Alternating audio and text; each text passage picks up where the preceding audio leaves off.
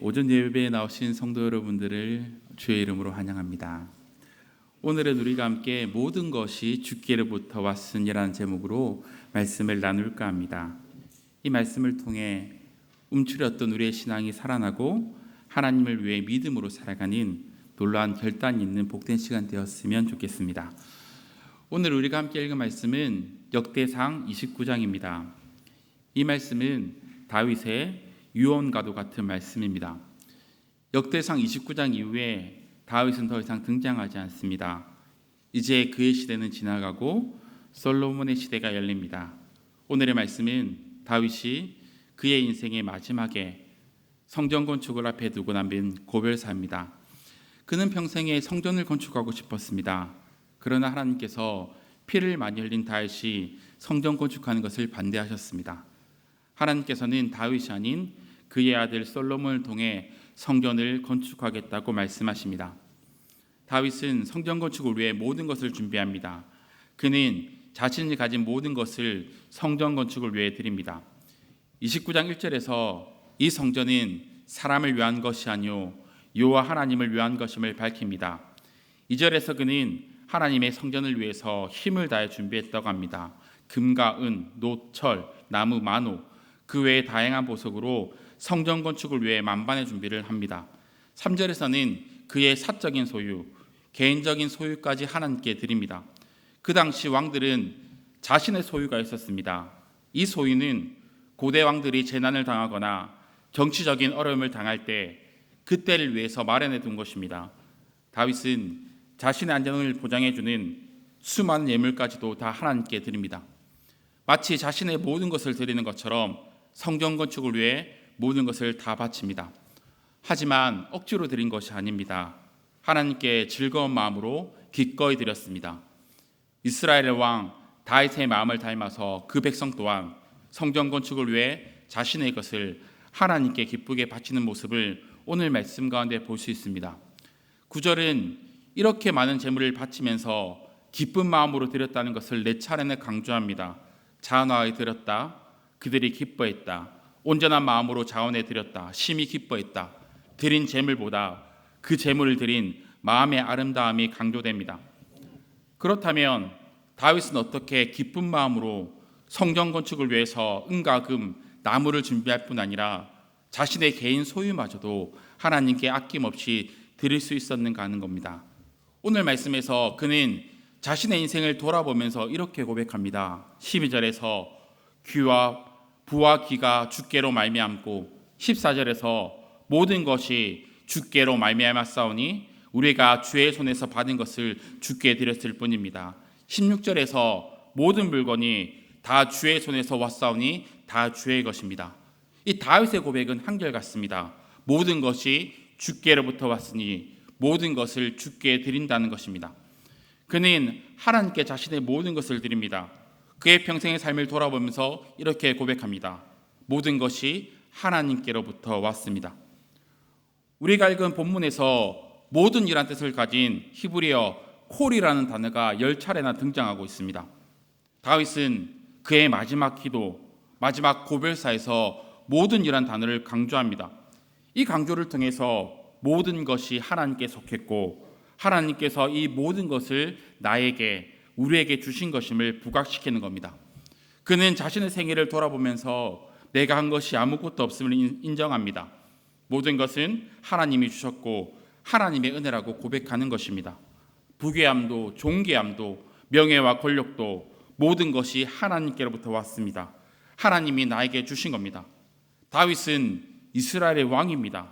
모든 것을 다 가진 사람입니다. 하지만 그는 자신의 인생을 돌아보면서 하나님이 나의 왕이셨고 모든 것은 하나님으로부터 왔다는 것을 고백하고 있습니다. 15절에서 우리는 우리 조상들과 같이 주 앞에서 이방 나그네와 거류민이라고 고백합니다. 그리고 이 땅에 사는 날 동안 희망이 없었다라고 고백하고 있습니다. 나그네와 거류민처럼 이 세상 어디에도 기댈 것 없던 버림받은 인생이 이스라엘이었습니다. 그들에게는 아무런 희망이 없었습니다. 그런 민족을 하나님이 거두시고 살펴주셨습니다. 과거 애굽의 종으로 살던 이스라엘, 그 고통의 400년을 기억하는 겁니다. 고통 속에 살던 그들을 하나님께서 큰 능력과 편팔로 놀라운 은혜로 건져 주셨습니다. 이스라엘 백성만 그랬던 것이 아닙니다. 다윗 또한 나그네와 거르민 같은 인생이었습니다. 아무런 희망도 없는 자들이었습니다. 그는 8명의 아들 중에 막내 아들로 태어났습니다. 한 가정에 7명의 아들이 있습니다. 그런데 애를 낳았는데 또 아들인 겁니다. 8명의 아들 중에 막내 아들. 그 누구도 그를 기대하지 않습니다. 그는 그 누구에게도 관심받지 못한 자입니다.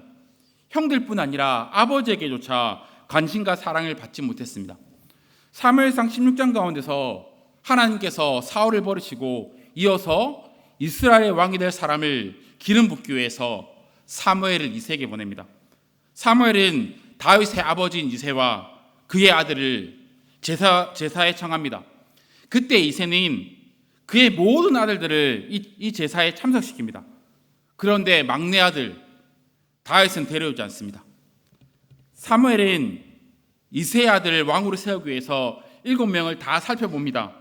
하지만 하나님께서는 그 7명을 향해서 전부 아니다라고 말씀하십니다. 그때 사무엘이 이새에게 물어봅니다. 혹시 다른 아들이 더 있습니까? 그러자 이새가 이렇게 말합니다. 막내 아들이 남아있긴 한데 그는 양을 지키고 있습니다. 이 말은 막내 아들이 있긴 한데 그는 왕이 될 제목이 아니라는 겁니다. 다윗은 그런 사람이었습니다. 아버지가 보기에도 보잘것없다고 여겼던 그런 인물입니다. 우리는 다윗이 목동이라고 생각할 때 낭만을 느낄 때가 있습니다. 우리에게 목동, 목자란 이미지가 나쁘지 않기 때문입니다. 하지만 그 당시 목동은 가족 중에서 가장 쓸모없고 가장 불필요했던 아들의 역할이었습니다. 목동은 힘든 직업이었습니다. 낮에는 더위와 싸워야 했고 밤이 되면 추위와 싸워야 합니다. 사나운 짐승의 공격을 받으면서 양들을 지켜야 하는 위험하고 힘든 직업이었습니다.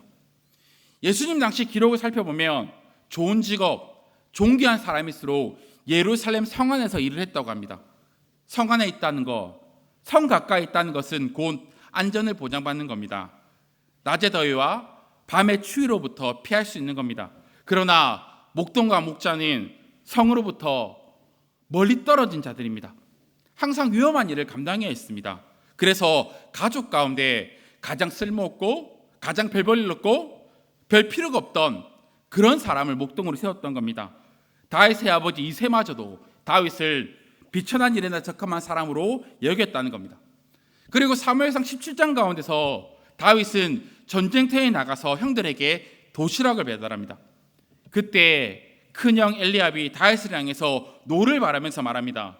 내가 교만하고 마음이 완악하다. 내가 전쟁을 구경하러 왔다라고 화를 냅니다. 다윗은 그런 사람인 겁니다. 아버지에게나 형들에게나 인정받지도 못하고 사랑받지 못했던 그런 자라는 겁니다. 이제 왕으로 기름 받고 골리앗을 죽인 후에 편안한 삶이 시작될 것처럼 여겼습니다. 하지만 그때부터 시기와 질투에 눈멀었던 사울에 의해서 도망자의 삶이 시작됩니다. 언제 사울의 칼에 죽을지 모릅니다. 산과 들로 이방 나라로 넘나들면서 목숨을 부지하고 살아가고 있습니다. 사울의 대적이 되어서 왕에게 쫓기는 신세가 되었습니다. 그런 생활이 10년입니다. 다윗은 집도 없습니다. 돌아갈 고향도 없습니다. 나그네와 거르민 같은 삶을 살았습니다. 그에게는 아무런 소망이 없는 겁니다. 그런데 지금 다윗은 이스라엘의 왕으로 서 있는 겁니다. 40년이라는 긴 세월 동안 이스라엘을 다스렸습니다. 수많은 부와 명예와 존경을 받았습니다. 그뿐 아니라 지금까지도 이스라엘의 가장 위대한 왕, 존경받는 왕 한 명을 뽑으라고 하면 누구나 다윗을 뽑는다는 겁니다. 다윗의 다윗됨은 그 얘기 있지 않습니다. 하나님께서 보잘것없던 인생 그를 사랑해 주셨습니다. 그를 훈련시키시고 이스라엘 왕으로 세우셨습니다. 하나님의 은혜와 긍휼로 인해 위대한 왕 다윗, 성군이라 불리는 다윗이 탄생한 겁니다. 그는 그의 인생을 돌아보면서 그의 생의 마지막 가운데 그 사실을 기억하는 겁니다. 하나님, 내가 한 것이 전혀 없습니다. 모든 것이 하나님께로부터 왔습니다. 부도, 기도, 주께로 말미암고 권세도 능력도 주님께서 주신 겁니다. 이 모든 것이 하나님의 은혜라고 고백합니다. 이 고백처럼 그는 자신의 모든 것을 아낌없이 주께 드립니다. 우리는 이 다윗의 모습을 통해서 한 가지 중요한 것을 배웁니다. 성경은 일관되게 우리에게 말합니다. 모든 것이 주께로부터 왔다. 하나님께로부터 은혜를 받지 않으면, 하나님의 사랑을 우리가 경험하지 않으면 우리가 하나님께 돌려드릴 것이 없다는 겁니다. 우리는 하나님께로부터 받은 것을 하나님께 드릴 뿐입니다. 우리의 삶을 살다 보면은 이 말씀에 동의할 수밖에 없습니다. 우리는 하나님께로 받았습니다. 은혜를 받았습니다. 사랑을 받았습니다.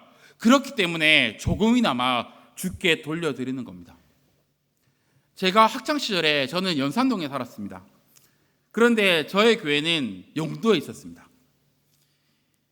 그 당시 중고등부 모임은 9시에 시작했습니다. 주일마다 용도에 가기 위해서 버스를 타야 했습니다. 집에서 교회에 가는 버스는 유일하게 딱 한 대가 있었습니다. 89번 버스라고 있습니다. 그 버스가 용도 서동에서부터 용도 창학동까지 가는 버스였습니다. 상당히 긴 거리였습니다. 근데 제가 아침마다 그 버스를 타기 위해서 나와 있습니다. 특별히 고등학교 때는 주보를 나눠져 있기 때문에 8시 반까지 교회를 가야 됐습니다. 그러면 7시가 되기 전에 집을 나서야 하는 겁니다. 그리고 버스를 기다립니다. 30분 만에 한 대가 옵니다. 그리고 그 버스를 타고 교회까지 가서 주보를 나눠줬습니다. 그리고 예배를 드렸습니다. 하지만 그 당시 저는 한 번도 그 일이 힘들다고 생각해 본 적이 없습니다. 저는 고등학교 때 분열고를 나왔습니다. 이 분열고는 연산동 시절이 있고 구소동 시절이 있거든요. 저는 연산동 시절이 아니라 구소동 시절에 학교를 다녔습니다. 이 구소동이라고 산골짜기 있습니다. 구소동 지하철에서 30분에 마을버스가 한 대 옵니다. 그 버스를 타야지 학교에 갈 수 있습니다. 그리고 학교 옆에는 아무것도 없습니다. 정말로 아무것도 없습니다. 산 꼭대기에 위치해 있습니다. 제가 거기에서 3년 동안 학교를 다녔습니다. 그런데 토요일이 되면 어떻게 해야 됩니까? 교회를 가야 되지 않습니까? 그러면 학교에서 학교를 마치고, 그때는 토요일에 항상 수업이 있었습니다. 수업을 마치고 마을버스를 탑니다. 그리고 구소동 지하철에서 남포동까지 지하철을 탑니다. 그럼 남포동에서 또 버스를 타고 교회를 가야 됩니다. 2시간의 거리였거든요. 근데 저는 한 번도 교회 가는 것이 멀다고 생각하거나 불평한 적이 없습니다. 오히려 저에게는 그 시간이 기쁨이었습니다. 지금 생각해보면 불평할 수 있는 상황입니다. 내 마음에 불평과 원망이 있을 수 있습니다. 하지만 내 마음에는 하나님의 은혜가 있었습니다. 그 은혜로 인해서 저에게는 그 시간이 행복했습니다. 교회에 오고 가는 그 길이 저에게는 더 없는 즐거움이었습니다. 내가 주님께로부터 은혜를 받았습니다. 내가 받은 그 사랑은 상황을 뛰어넘고 공간을 뛰어넘고 시간과 거리를 뛰어넘게 충분했다는 겁니다. 은혜가 바로 그런 것이지 않습니까? 우리는 내가 받은 은혜 때문에 행복했습니다. 감사했습니다. 우리의 모든 것을 주님께 드릴 수 있었습니다. 비록 몸은 고됩니다. 삶은 팍팍합니다. 하지만 그렇게 사는 것이 결코 힘들지 않습니다. 즐거웠단 말입니다. 그런데 언제부턴가 우리의 마음 가운데 은혜가 사라졌습니다. 감사보다는 불평이, 기쁨보다는 원망이 일어납니다. 다른 곳에 이유가 있는 것이 아닙니다. 우리의 삶을 돌아봅시다. 옛날에는 더 힘들었습니다. 더 팍팍했습니다. 그런데 우리 안에 기쁨이 있었습니다. 행복했습니다. 다른 이유가 아니죠. 우리 안에 하나님의 은혜가 있었습니다. 하나님의 사랑이 있었다는 겁니다. 우리가 이렇게 삶이 힘든 것은, 우리의 신앙생활이 기쁘지 않은 것은 다른 것이 아니라 내 안에 하나님의 은혜가 없기 때문인지도 모르겠습니다. 우리는 십계명을 잘 알고 있습니다. 출애굽기 20장 가운데 하나님께서 이스라엘 민족에게 십계명을 주십니다.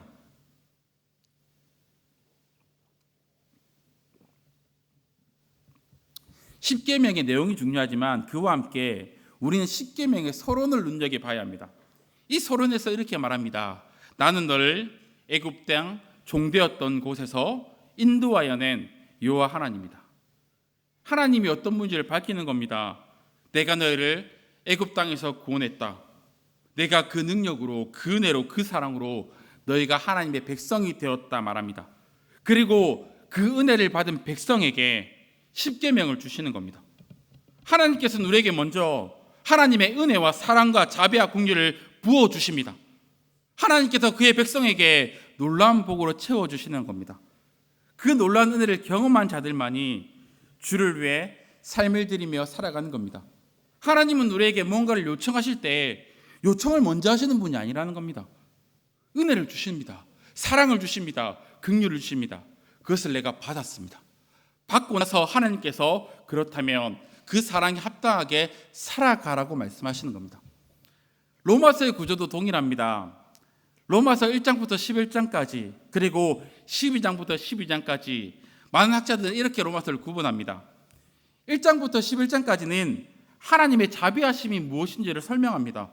사도 바울은 이 11장에 걸쳐서 우리가 얼마나 큰 죄인인지 비참한 존재가 되었는지를 설명합니다.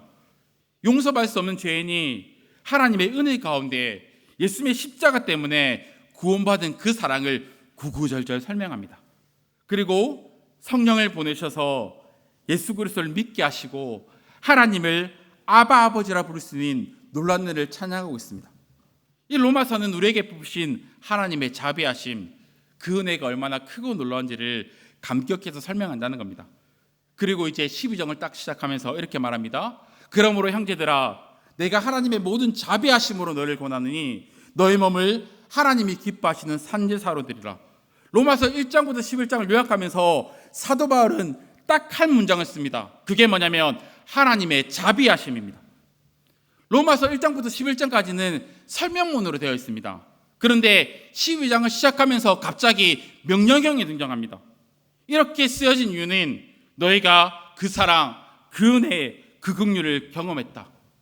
그렇다면 마땅히 그 자비하심에 합당한 삶을 살아라고 외치는 겁니다. 다시 말해 우리가 하나님의 자비하심을 받았습니다. 이 하나님의 은혜를 경험했습니다. 이것만이 우리로 하여금 주를 위해 살아갈 수 있는 유일한 원천이 된다, 유일한 원인이 된다 말씀하시는 겁니다. 주님께로부터 모든 것을 받았습니다. 그렇기 때문에 주를 위해 우리는 살아갈 수 있습니다. 하나님께서 우리에게 아무것도 주지 않으시면 우리는 하나님께 돌려드릴 것이 없습니다. 하나님을 위해 살아갈 수 없다는 겁니다. 하지만 하나님께서 우리에게 주셨습니다. 주셨으니 돌려드리는 겁니다. 우리는 예배를 드릴 때마다 하나님께 영광 돌리는 것이라고 예배를 배웠습니다. 맞습니다. 하지만 순서는 옳지 않습니다. 예배는 먼저 하나님을 누리는 겁니다. 하나님의 은혜를 경험하는 겁니다. 그러할 때 그 은혜를 따라, 그 말씀을 따라 하나님의 영광을 위해 살아갈 수 있고 하나님을 높이고 찬양할 수 있는 겁니다. 내가 받았습니다. 내가 누렸습니다. 그러니 하나님을 높이는 겁니다. 그 말씀 앞에 우리의 삶을 헌신하는 겁니다. 우리가 주를 위해 살아가려면 우리에게 필요한 것은 먼저 우리의 노력까지가 아니라 오직 하나님의 은혜입니다. 사도 바울이 고린도전서 15장 말씀 가운데 그런 고백을 합니다. 나의 나된 것은 하나님의 은혜입니다. 바울은 하나님의 은혜로 말미암아 복음을 위해 살고 있다 고백합니다. 내가 받았으니 내가 그렇게 사는 겁니다. 이 하나님의 은혜가 우리를 이끌어 가야 합니다. 하나님의 사랑이 우리의 마음을 감동케 해야 하는 겁니다. 이것이 성경이 우리에게 가르치는 원리입니다.